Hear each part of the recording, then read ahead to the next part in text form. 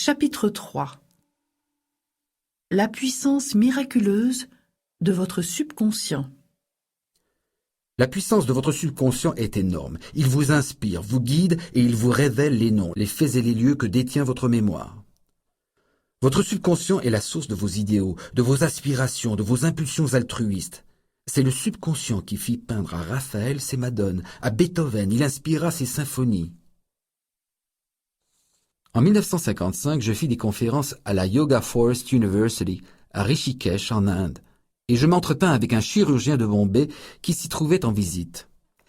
Il me parla du Dr James Esdale, chirurgien écossais qui travailla au Bengale avant que fussent découverts l'éther et les autres moyens d'anesthésie moderne. Entre 1843 et 1846, le Dr Esdale pratiqua environ 400 opérations importantes de toutes sortes, telles que des amputations, l'excision de tumeurs, de cancers, ainsi que des opérations aux yeux, aux oreilles et à la gorge. Ces interventions furent pratiquées sous anesthésie mentale. Ce chirurgien de Rishikesh m'informa que la mortalité post-opératoire chez les opérés du Dr Esdale avait été extrêmement basse, probablement de l'ordre de 2 ou 3%. Les malades ne ressentaient aucune douleur et aucun décès ne survint pendant les interventions. Le Dr Esdale suggérait au subconscient de tous ces malades en état d'hypnose que nulle infection ni septicémie ne se produirait. Il faut vous souvenir que ceci eut lieu bien avant que Louis Pasteur, Joseph Lister ou d'autres n'eussent découvert l'origine bactérienne des maladies et des causes d'infection dues à l'absence de stérilisation des instruments et à la virulence des microbes.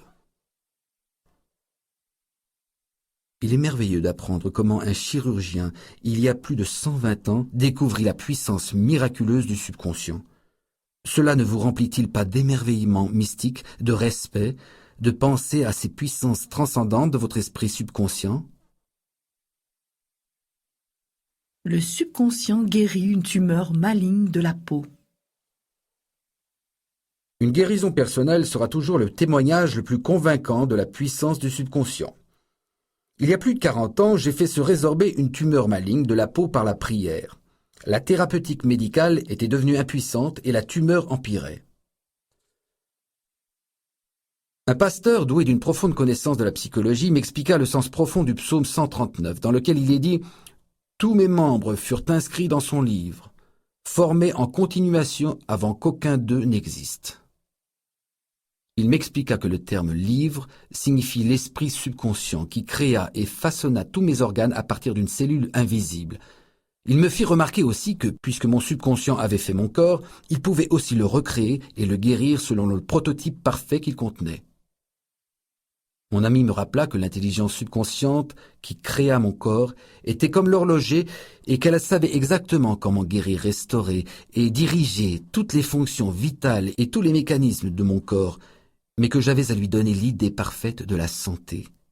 Cela, ce serait la cause, la guérison serait l'effet. Je me mis à prier de la façon simple qui suit. Mon corps et tous mes organes furent créés par l'intelligence infinie de mon subconscient. Elle sait comment me guérir. Sa sagesse façonne tous mes organes, mes tissus, mes muscles et mes os.